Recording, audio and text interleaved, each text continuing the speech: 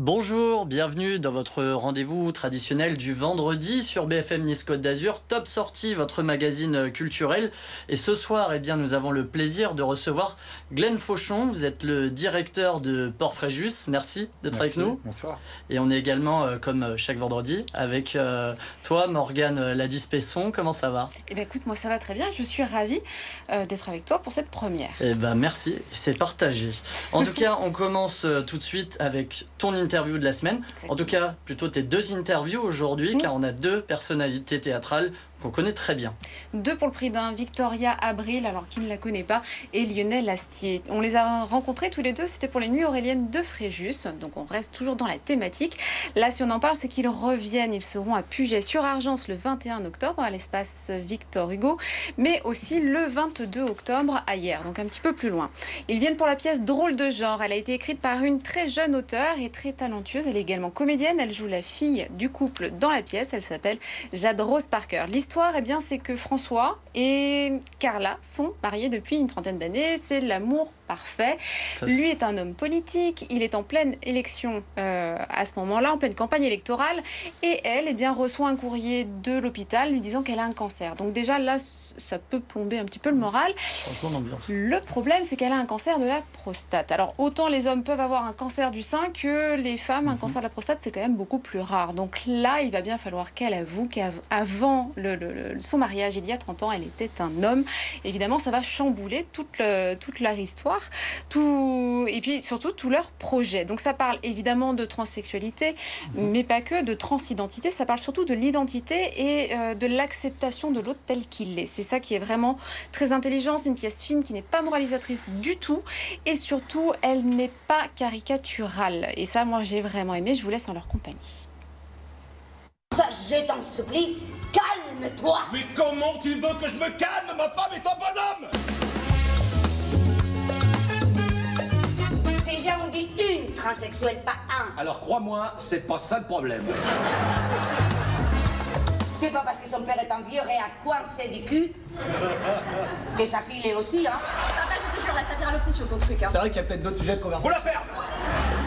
Effectivement, ça parle du transgenre, mais c'est surtout que ça en parle bien. C'est-à-dire, c'est pas le tout d'en parler, c'est qu'il faut que ce soit bien écrit. Ouais. On peut parler de tout quand c'est bien écrit, hein. Voilà. Et là, c'est très bien écrit. Puis ça pourrait être une ode à la tolérance. À la tolérance, toutes les tolérances, que ça soit identitaire, comme dans ces cas-là, ou n'importe quelle autre intolérance, tu vois. Et ça nous mène à la tolérance, et voilà. Et on sort thérapeutique parce qu'on rit pendant 2 heures, et interactive parce que le public participe. Et on rit effectivement sur un ton grave, et ça on peut le dire, c'est qu'on n'a pas travaillé sur la comédie au départ, on a travaillé sur ce qui se passait réellement. L'ordinaire m'ennuie. Tu ne viens pas au cinéma, au théâtre, pour voir quelque chose qui ressemble à ton quotidien, dans lequel tu veux justement fuir. Je ne fais pas ce métier pour faire moi-même. C'est les autres qui m'intéressent. C'est les autres qui m'enrichissent. Et c'est vrai que... j'aime les minorités. C'est quand je vois une carrière tal, je ne regarde jamais celui qui gagne. Je regarde toujours les derniers, sa tête, comment il se sent. C'est celui qui m'intéresse. C'est eux qui ont plus de choses à raconter. Je pense que la fiction est importante pour ça. Enfin, c'est par les fictions, je pense que les choses avancent aussi. Si. C'est en voyant vivre les gens, leur vivre les histoires, vivre les conflits, vivre les choses comme ça. Je crois que la fiction, elle a un rôle à jouer comme ça. Ouais, comme disait Lorca, au peuple qui a faim, ne les donnez pas un pain, donnez-lui un demi-pain et un livre. Ça nourrit et voilà, il n'y a pas que l'estomac qui a besoin de manger. Bon, en tout cas, on le voit à leur sourire qu'il y a un bon moment à passer. On le rappelle, c'est Drôle de genre. Du coup, cette pièce est à retrouver le 21 octobre prochain à l'espace culturel Victor Hugo de Puget-sur-Argent. On part à seulement quelques kilomètres de là en direction du Port Fréjus, car l'exposition du monde englouti a débuté depuis le 26 août dernier. Ça va se poursuivre jusqu'au 1er novembre. Glenn Fauchon, vous êtes le directeur de Port Fréjus. Est-ce que vous pouvez nous en parler un petit peu, nous dire à quoi ça ressemble? Qu'est-ce que c'est cette exposition? Alors c'est une exposition d'art monumental. Port Fréjus travaille depuis quelques années, maintenant 4 ans, sur une ouverture de l'art au public.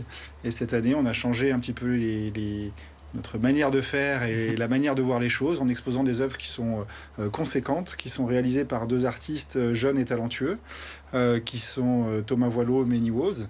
Et on n'a pas beaucoup d'éléments, mais c'est des éléments qui sont très, très beaux et très majestueux et qui sont disséminés comme ça autour du port et qui font un peu un rappel aux mondes engloutis au travers de sculptures monumentales en bois qui sont très réussies, qui sont, à mon sens, très jolies. Donc on a les sculptures, oui. donc on a cette tête énorme oui. en bois, mais on a aussi un bateau oui. flottant. Alors non, on n'a pas un bateau flottant, on a le bateau de l'imaginaire des enfants, le bateau qu'on fait quand on est enfant avec une feuille de papier. Et c'est vrai que compli en origami. C'est un peu en origami. Donc ce bateau, il n'est pas en papier, il est en acier. C'est un grand bateau puisqu'il fait 12 mètres de long par 5 mètres de haut et 5 mètres de large. Et c'est vrai que ça nous renvoie à un imaginaire d'enfant et ça nous permet un peu de mettre un peu de rêve dans le lieu qui est Port-Fréjus, qui aujourd'hui est un quartier d'habitation et une véritable marina avec un lieu de vie intéressant. Et je crois justement qu'à l'intérieur de ce bateau, l'exposition se pourrit. Oui. Il y a des œuvres, il y a également des plongeurs taille réelle. Alors, à l'intérieur du bateau, on a fait un petit rappel aux actions qu'on mène toute l'année. Donc on est un port qui est très porté sur l'environnement, où on fait beaucoup de choses pour la préservation du milieu et pour la pédagogie des gens. Et à l'intérieur, on a une exposition de photos qui ont été prises dans des nurseries que nous avons mis à l'intérieur du port. Donc c'est un petit rappel au côté écologique et puis aussi au sentier du Mérou terrestre et sous-marin qu'on a créé il y a quelques années maintenant sur le port, qui sensibilise les usagers sur l'importance de la biodiversité marine. Donc tout ça, c'est un peu un imaginaire d'enfant avec un rappel à ce qu'on peut regarder sous la mer et ce qu'on peut retrouver même dans un port. Donc c'est assez intéressant et c'est assez surprenant. Et effectivement, il y a des plongeurs aussi qui accompagnent un peu cette exposition. C'est des plongeurs qui ont été créés par Niwoz également. C'est lui qui a créé aussi le bateau.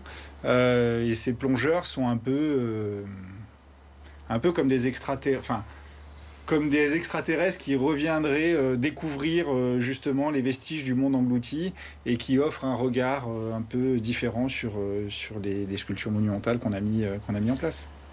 Est-ce que, justement, Morgane, tu voulais nous parler de toute cette activité au port de Fréjus? Il y a également tout un tas d'autres choses qui sont prévues.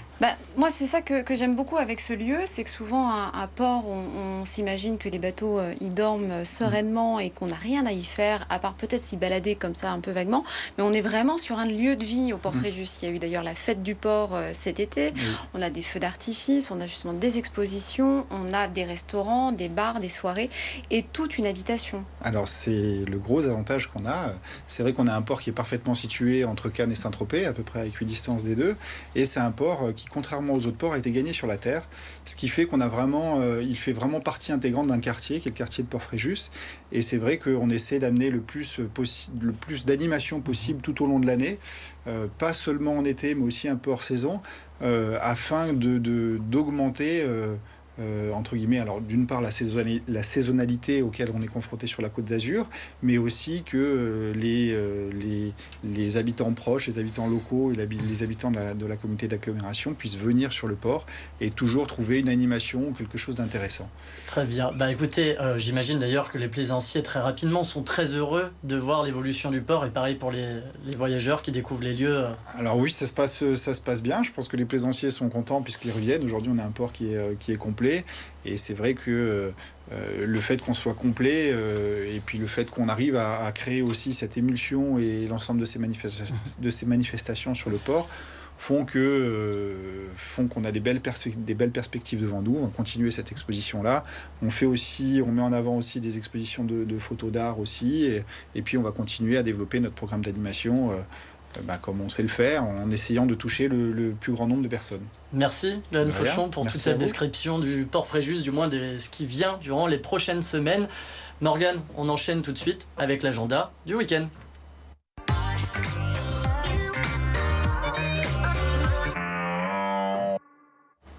Très rapidement, 2 spectacles. Tape Factory le 27 septembre à la scène 55 de Mougins. Donc là, on a du gros spectacle. C'est hybride, percutant. On a claquettes, percussions, humour, danse urbaine et acrobatie avec 8 artistes sur scène.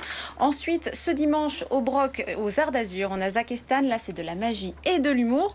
Donc je vous l'ai dit, je vais faire vite. Cinéma, Pâté, Gare du Sud de Nice.